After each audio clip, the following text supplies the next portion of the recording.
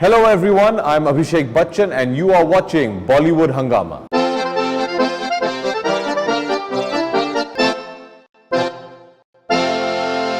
Alright, on huge popular demand, we have with us Abhishek Bachchan back on Bollywood Hungama. Our pleasure having you back, first of all. Thank you, Faridun. It's always fun to be back. Thank you very much. And in fact, the last interview that we had with you guys and the way you roasted Anurag Kashyap today, it's his birthday, was something that, many people felt that when Abhishek Bachchan is no filter, he is really, really very, very entertaining. And Taapsee has this complaint that you have these guards at times. Why do you have those guards in the first place? I don't think they're guards.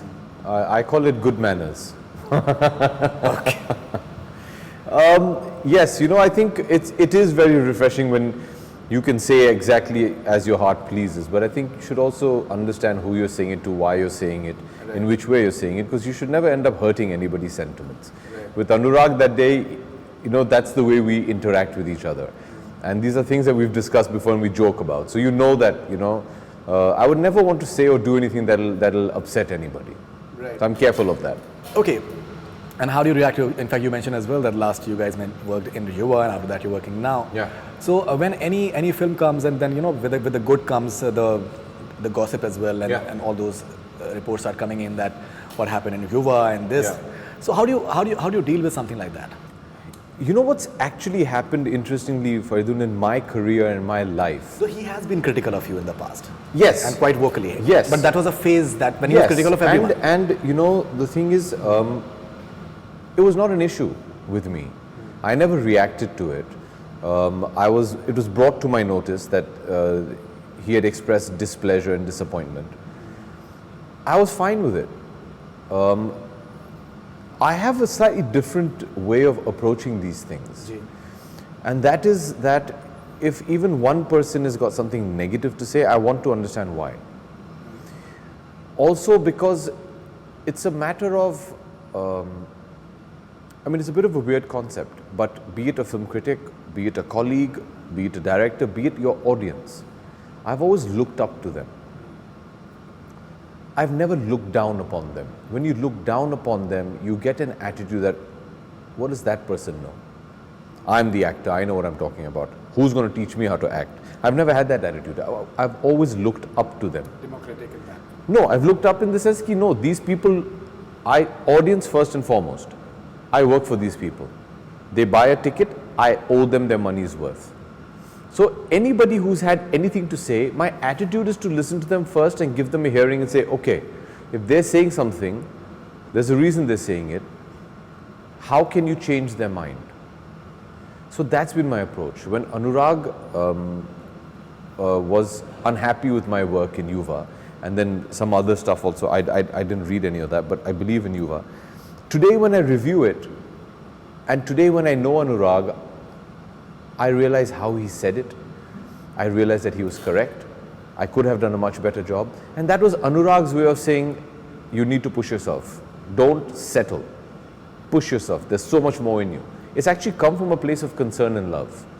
So today I understand that. And at that point everybody made up there's this big fight and all. There never was. Because I never reacted to it. And I remember many years later, he had come home for Diwali and he said, look, I want to talk to you. I said, yeah, sure. I sat down and he just said, look, this, and we discussed it. It was perfectly fine. And actually, when I was offered Manmarziyaan, I'd heard the script. Anand had brought the script to me. Kanika narrated the script. I didn't know who the director was. But the minute, I think it was in their mind that, there might be an issue. So they actually told me last. And the minute they told me Anurag, within 15 seconds, I said, I'm doing the film. Because he's a director I have immense respect for as a director. At that point of time, there was no issue between the two of us. We had sorted that out. And I was looking forward to working with him because I knew he'd challenge me. So it really was no issue. Okay, now, you said that you're bothered about the fact that even one person, if they have a certain issues with any of your work, you would like to know their point of view. I strongly believe that maybe it's not what you should be doing. I'm the last person to tell anyone that aap ye kariye ya wo kariye, and I'll give you why I say that.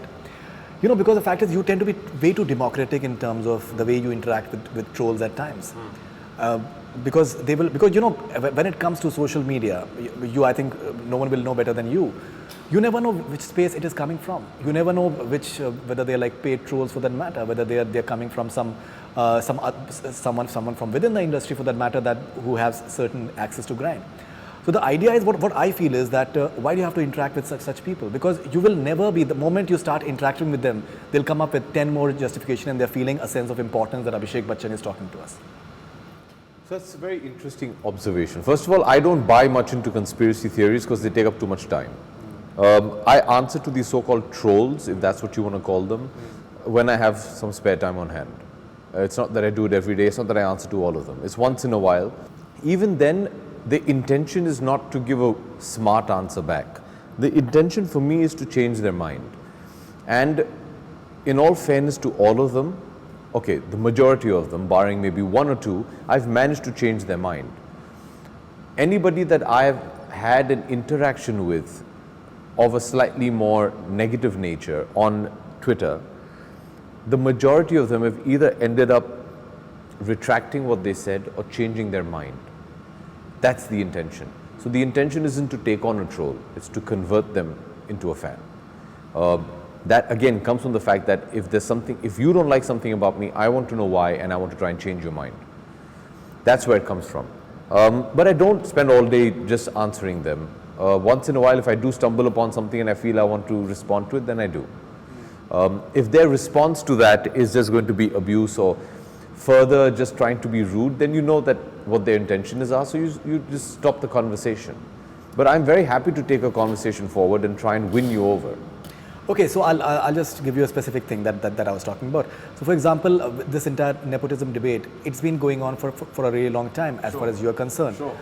Why would you want to maybe just respond to someone on the same question again and again? Because I personally feel that you're not answerable to almost anyone other than your maybe producers for that matter. I've not really answered many, very honestly, I've shockingly, I've not really been dragged into this whole debate.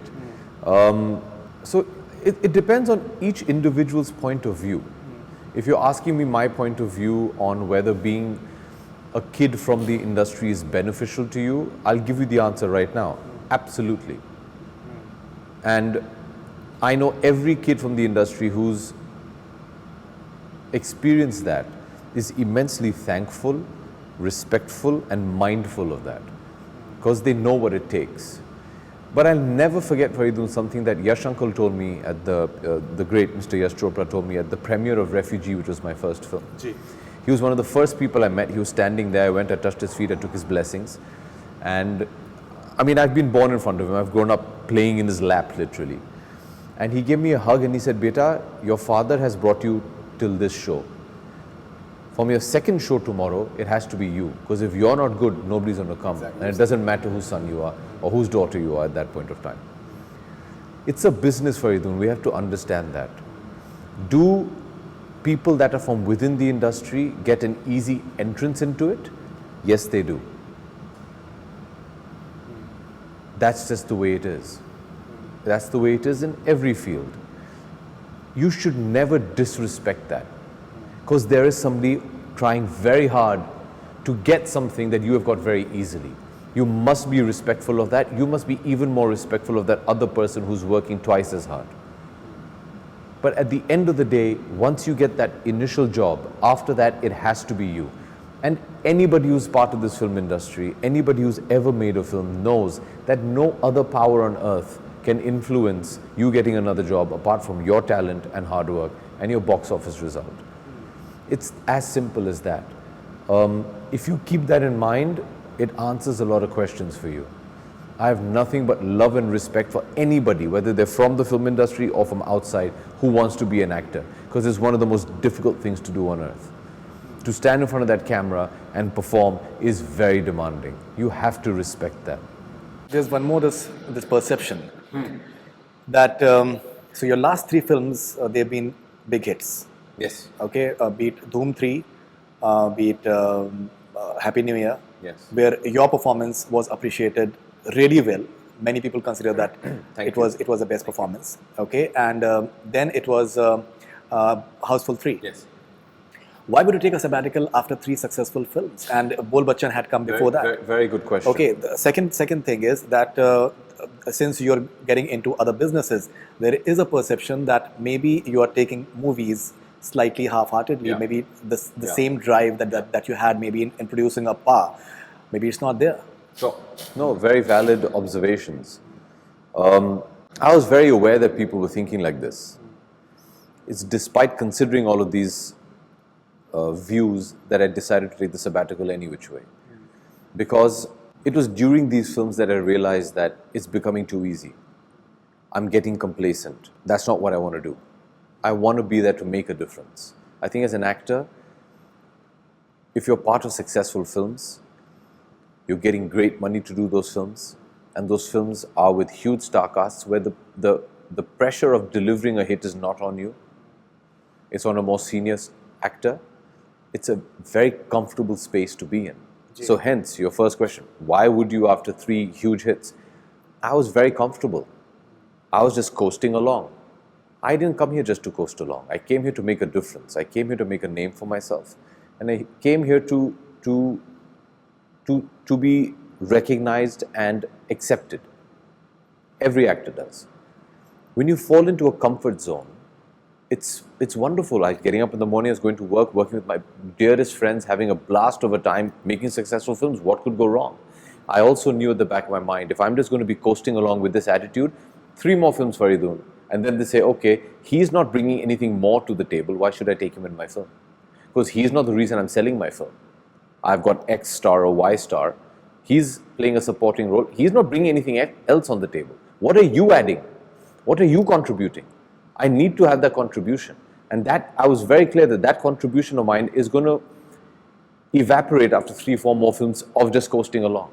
So I'd already started thinking about this. Same time, I was doing my sports. I also knew people say, oh, he wants to do sports, he's not interested in films. I was very conscious of that thought process, especially from the film industry. I was very conscious of people asking me that, why would you want to take a break? I was very conscious of the fact that out of sight is out of mind. And in today's generation, where the attention span is even shorter, 6 months is too long. Exactly. 2 years is, an eternity.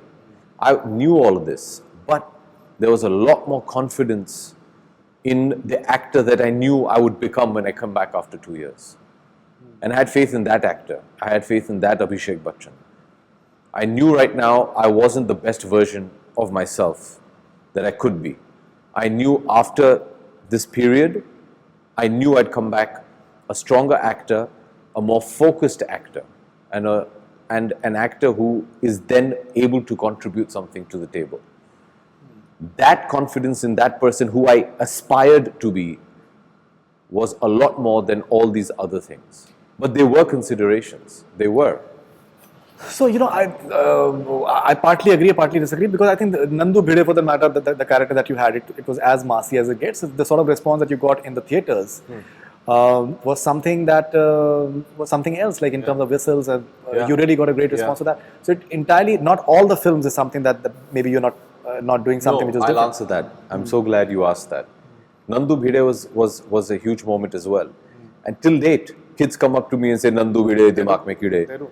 And it's wonderful for an actor. I knew inside, and I felt bad because I'm immensely fond of Shah Rukh and Farah. I knew inside, and the one person who always says this to me is Shah Rukh. He says, "Tu kitna acha actor hai yaar, tu aur mehnat kar." And I'm like, yeah, but I'm doing it. People are liking what I'm doing. That is the poison. Your films are doing well, people are appreciating what you're doing, but deep down in your heart, you're not giving it 100%. Because it's easy. I don't have to work really hard. It's coming. Whatever I'm doing, people are accepting. So you'll start lowering your standards. Now imagine how much more I could have done with Nandu Bhide had I put in that more effort, had I not been that complacent, had I pushed myself even more. So that's the other way to look at it. Yeah, because I think it's both ways, because at times there's effortlessness, which is something that's really the hallmark. Because if you put maybe too much of effort, then it becomes... I'm not talking about effort in that sense. Yeah. See, that's performance. That's your craft. That's different. I'm talking about your approach to your work. The preparation you do, the way you prepare for your job, the way you're on set, the way you work. It's, like, I know for a fact. Take you, for example. I've known you for over a decade now. I've done several interviews with you. Not once have I ever felt that you've come and you're like, okay, it's Abhishek, I know him, he's a friend, okay, I'll rattle off questions. No. You'll do your homework, you'll do your research, now you'll put out a tweet saying, give me questions, you will put those questions down, you say, okay, I want to ask this. You're doing your work. You're not being complacent about your job. You must be doing 10 interviews in a day. You don't get complacent about it. You treat each interview like it's your first one and your last one. Right? You're not being complacent. That's what I've learned from Asha Bhosle. But then, now imagine, I was saying, okay, Arey Faridun, no problem, I don't need to prepare. Haan, theek hai, ho jayega. So it was a very personal thing for me. I think that's a very interesting way of looking at it as well, because now the response that is there for Manmarziyaan is something which is very, very interesting. The way people are responding to your performance is something. Yeah, I think a bit of a sabbatical always helps. It's the way you take it actually.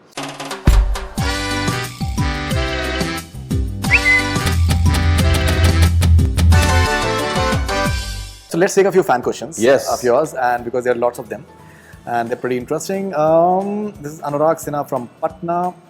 On which sports person's biopic would you like to work?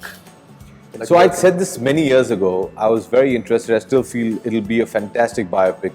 I think Yuvraj Singh's life is a film dying to be made.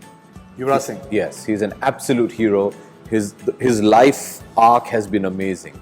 You know, from his rise as a youngster to the Indian cricket team, his life, his flamboyance, his style, his great gameplay, to finding out that he had cancer, fighting with cancer, winning the World Cup, making it back to the Indian national team. And performing. Great story. And I think you guys have the height and the body type and everything. I think it's pretty similar. I thought that first, but I found another actor who I think will do it better. Why do you say that? Physically, he looks more. But I'll still try. I'd love to. I think Yuvi's life would be wonderful. This is Prasad Varghese. What next after Manmarziyaan? So, Prasad is from Bengaluru. He was there yesterday at the concert. So, a lot of work. Sadly, I'm not at liberty to talk about it right now. But the movie releases, and within a week, I'll start my next film. I've got about 4 projects lined up back to back. Oh, okay. They're all ready to go. So, like I said, I needed that time to recalibrate, re-energize, refocus, and now I'm back, and now it's non-stop. I'm very sure of what I want to do. So I spent those 2 years productively. I've been working very hard to, align things and put them down, and now I'm going to start executing those plans. So Gulab Jamun, as you mentioned, no, it's not going to be the next film. Gulab Jamun is a beautiful script written by this very talented new director called Sarvesh Mewara. Sarvesh came to Aishwarya and I about a year ago. We both love the script. We both want to do the film. We've agreed to do the film. They're just working out the timings and stuff like that of when we're going to shoot it and how we're going to shoot it. So that is going to be happening, yes. Definitely, and I think you must have also have got time to just see your daughter grow. And that's a beautiful thing as well. Which is equally not as much as I would have liked. Not as much as I would have liked, because during those 2 years I was very busy with all my other businesses. So I mean, I was in office all day, or I was traveling with the team. So I was out and about a lot. So yeah. All right. This is Rakesh from Vizag. Any fun incident that you'd like to share with us, which took place while shooting for Manmarziyaan? Well, Anurag is a very fun director, contrary to his popular perception. He's great fun. He keeps the mood very light. He keeps the mood a lot of fun, very conducive to creativity. So most of the film was a lot of fun to shoot. But I remember this one sequence which is with Vicky and me, and we were shooting. Anurag loves to shoot guerrilla style. He hides his cameras and he likes to shoot in actual locations. So he wanted to do this scene between Vicky and my character at this very famous lassi place in Amritsar called Ahuja Lassi. Unbelievable lassi. I wanted to get in shape for the film and look a particular way. So I was off sugar. So I had not had sugar in like 3-4 months. And if anybody knows me, I have a sweet mouth. I don't have a sweet tooth. So I said, okay, I'm not eating sugar. So it's going to be, the lassi is going to be sweet. So I'll just touch it and, I won't drink it. So I went there, and Vicky was sitting in a car, and I used to drive up in an Innova, get out, do the shot, get in the car and drive on before anybody could realize what was going on. So I remember when I just touched it, and Anurag said, "Sir, one more. I want to see that, that white moustache on your thing, and I want you to wipe it off." I said, "Okay, fine." So फिर मैंने और ले लिया. And when I wiped it off, you do, Yeah. and I tasted the lassi. And I said, yeah, bhaiya, now that's it, I'm gone. Finished the shot. Anurag said, okay. I said, एक और करते हैं. This time I took एक घूंट P ली मैंने. तो हाँ मिल गया. I said, sir, मैं better कर सकता हूँ. And Vicky was also enjoying it. Vicky had been training for the film, and we have finished almost 3-4 glasses of lassi. My God. In the garb of, look, we're acting, but actually we were just enjoying the lassi. And I haven't told Anurag this, so please don't get angry. He didn't know we were asking for retakes, so हमने lassi पीनी थी. All right. Okay. This is Ishita Ray from Kolkata. How important is sacrifice in a relationship? What's your favorite dialogue from the movie? Right. So, one of the things I learned in these last 2 years, Ishita and Faridun, is sacrifice. Life demands sacrifice. You want to achieve anything, it demands sacrifice. Sacrifice doesn't always have to be a negative word, but you have to pay your dues. Nothing comes for free. You can look upon something like I just said, I've sacrificed sugar, which for me is a big deal. But I've done it because I need to look in a particular way. I've sacrificed sleeping 6 hours a night, and I'm only going to sleep 3 to 4 because that's what I need, because I need to get up in the morning, prepare, train, whatever it is. Everything in life demands some sort of sacrifice. Does a relationship require sacrifice? Absolutely. Let's not live in a fool's paradise in a utopian world that is all. No, it's not. There's a lot of sacrifice, there's a lot of compromise, but most importantly, there's a lot of understanding you need to do. And that's what I believe you need to do. And in terms of my favorite dialogue, there are quite a few. But Anurag's dialogues are not dialogues. They're very conversational. So it's very difficult to identify just one. But there's this one scene I can tell you that I liked very much in the film, which sadly the entire scene is not there. But the gist of the scene is when my mother is asking me, Robbie, what do you see in this girl? Why do you love Rumi? And I loved Robbie's response. He says, why do I need to tell you what I love about her? I just love her. Is that not enough for you? Wow. What I liked about it is Anurag was trying to say is that why do you need to categorize an emotion? I love her. I don't need to say why. I like her eyes. I like her nose. I like her dressing sense. I like her beard. No, I just love her. There doesn't have to be a reason why. And I don't need to tell that reason to anybody because I love her. It's not you. I'm not asking you to love her. I love her. I love that thought. I think it's so nice that in today's day and age, we in India can discuss something like this about a lady that, we're so used to categorizing women and saying, oh, they're like this because they behave like this. Why? Who are we to categorize anyone? Kunal S. Shah, from what I understand, I think he's from UK or something like that. Okay, this is looking fresh and fit all the way, bhaiya. Good luck with Manmarziyaan. How sweet. Thank you. Good luck. It's been hard work, but thank you. I'm glad you noticed. So what is your fitness regimen like? Well, currently because of the promotion, I haven't managed to train a lot. But I actually like to play a sport. I think working out in a gym is very tedious, although I do that on a regular basis. So I'm exercising a good hour and a half. Do a lot of functional training. I've kind of gone off the whole weight training thing. So more functional and plyometric. But more than that, I just like to get out and play a sport. I either play basketball or football. And I think that's just fantastic. We've stopped going outdoors, Faridun. We just sit in the room, you're watching TV or even now in the gym. Get out, get some fresh air, run around, sweat. There's no comparison to that. Yeah, absolutely. So that's what I like to do. Okay. All right, this is Daniel Lins from Kolkata. If Shah Rukh Khan will be a part of Dhoom 4 along with you, which role would you like to play? His gang or the cop? No, I'll play Jai Dikshit. Dhoom is Jai Dikshit and Ali. So if Uday agrees, I'd love to play Jai Dikshit. I'd love it if Shah Rukh was in Dhoom. It'd be great. I'd just love to do any film with him. Because I think too much of speculation around Dhoom. Yes, there's been a fair amount. But Faridun, the way Dhoom 2 and Dhoom 3 happened, Adi, calls me and says, look, I've got the script and we're going to start. And that's how it happens. Adi's not told me anything about it, so I can't believe speculation. Sure. All right, this is Ranveer Sargara from Neemach, MP. Question तो कुछ नहीं पूछना, बस ये बताना है कि आपकी बियर्ड बहुत सेक्सी है. think he's a guy. बहुत बहुत धन्यवाद. I'm Dostana glad. thing clings to you, right? That's all right, man. Love is love. Absolutely. Love is love. You know, I remember it was हम लोग 2004 में सरकार की शूटिंग कर रहे थे. जी. And Ramu and I decided to keep that Shankar Nagar should have a beard. But at that point, heroes didn't really keep a beard. So we were a bit scared that will this catch on, and there's been no looking back since then.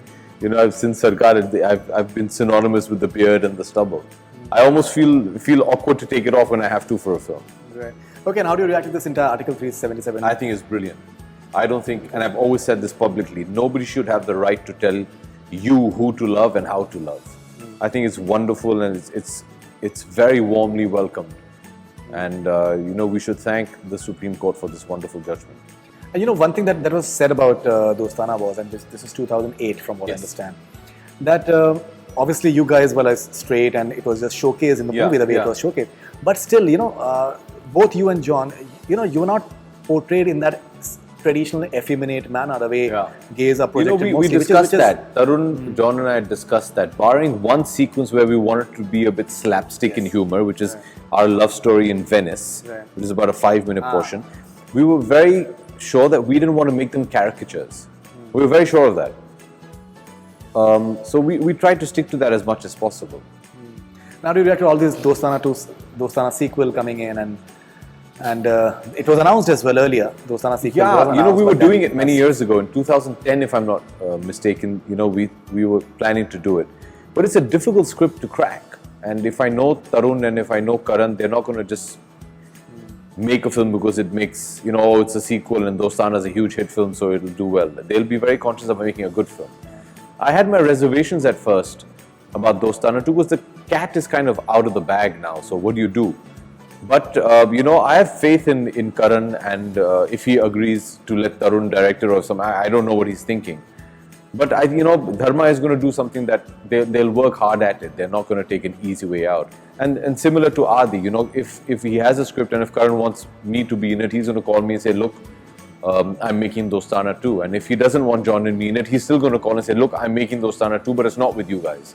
They're very, that way, you know, they're very correct. Yeah, so I haven't had any of those conversations, so I can't comment on whether Dostana 2 is being made or not. Okay, alright. This is Rakesh K5653842. Rakesh Kumar Gupta. Bobby Deol sir supposed to be a part of Yuva along with you in place of Ajay Devgan. Then who was going to be lady opposite to him? Because Isha Deol was opposite to Ajay sir. And I'm sure both Bobby sir and Isha Deol wouldn't have wanted to be the love interest of each other. So is there any truth to this, that Bobby was supposed to be part of Yuva by any chance? I can't remember Bobby's name popping up.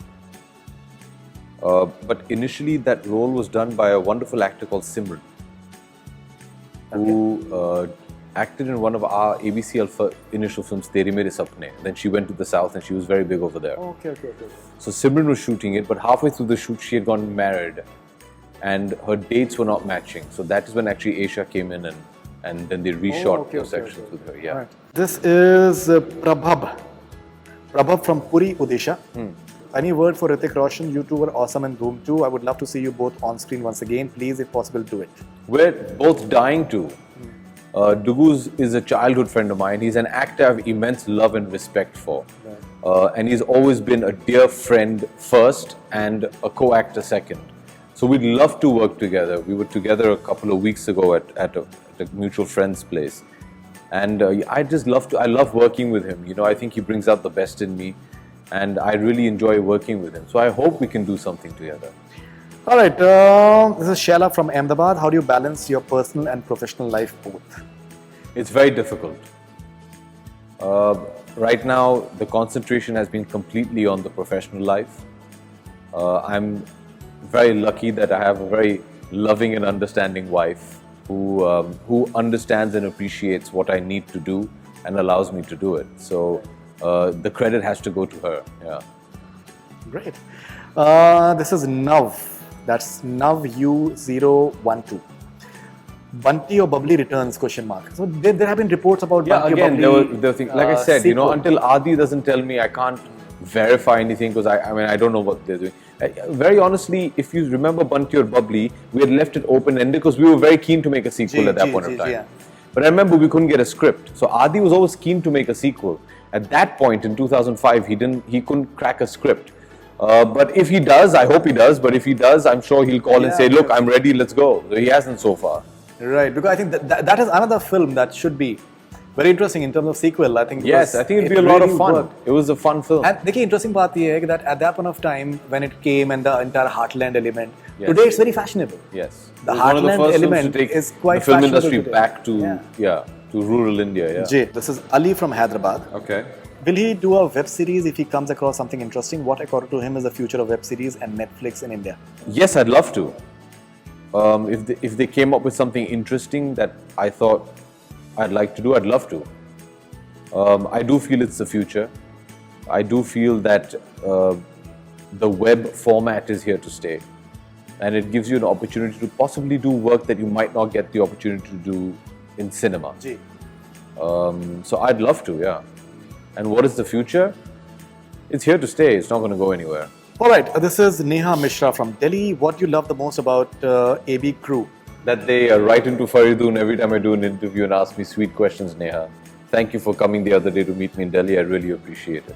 They're just the best. Yeah. They're the best. They're this group of my friends. I feel awkward calling them fans. And they've just been so supportive. And, you know, a huge part of me wants Manmarziyaan to do really well because I owe it to them. Especially, I mean, I owe it to my audience, yes. But especially to, you know, a lot of these guys who've just been like my rocks. You know, they've been so supportive no matter what. They just love me for the person that I am, and I really, really appreciate that. And I really want to do good work for them. Raghav is asking, Gulab Jamun ya Rasgulla? Personally, Rasgulla. Yeah. As in the sweet, right? Yeah. Okay, this is Serendipity 0405. The name is not there. Please ask him how does he deal with all the trolling on social media. Please also tell him that I'm a huge fan and we want to see more of him and that he's an amazingly inspiring person. What's next after Manmarziyaan? The only thing I'd say is, on some level, Faridun, we should stop taking ourselves so seriously also. It's nice to have a laugh at your own expense once in a while. But you know, these days, you know, one has to take certain things into account because certain things are manufactured, which has actually come out as well. And it's something that not maybe like always a good idea to respond to certain things. No, yeah, fair enough. But at certain things, you can laugh at yourself. It's okay. Okay, this is Nasir from Kashmir. When did you really decide that you would want to marry Aishwarya? During the shooting of Guru. During the shooting of Guru. Yeah, I think we both. It kind of. There was never this one aha moment, but I think during the filming of the film, we both knew how we felt for each other and that we wanted to spend the rest of our lives with each other. Great. This is Nitish Murthy from Bangalore. AB, you are all for several good causes and charities, a totally humanitarian. Would you consider working on a project or a movie that portrays you as a social worker with a lot of perseverance and determination for a social cause based on real life maybe? Absolutely. I'd love to. Nitish is another one of the members of the AB crew, and I was actually with him yesterday in Bengaluru, and I'd love to, Nitish, yeah. If the story was as inspiring as you were hoping it would be, I'd love to. Because I think quite a few these stories are being made. Hrithik is doing this Super 30 on the mathematician, and it's pretty interesting that how these things can be. I think, see, also in cinema, anything that is inspirational or aspirational is always going to work. Ji. Yeah. Ji. All right.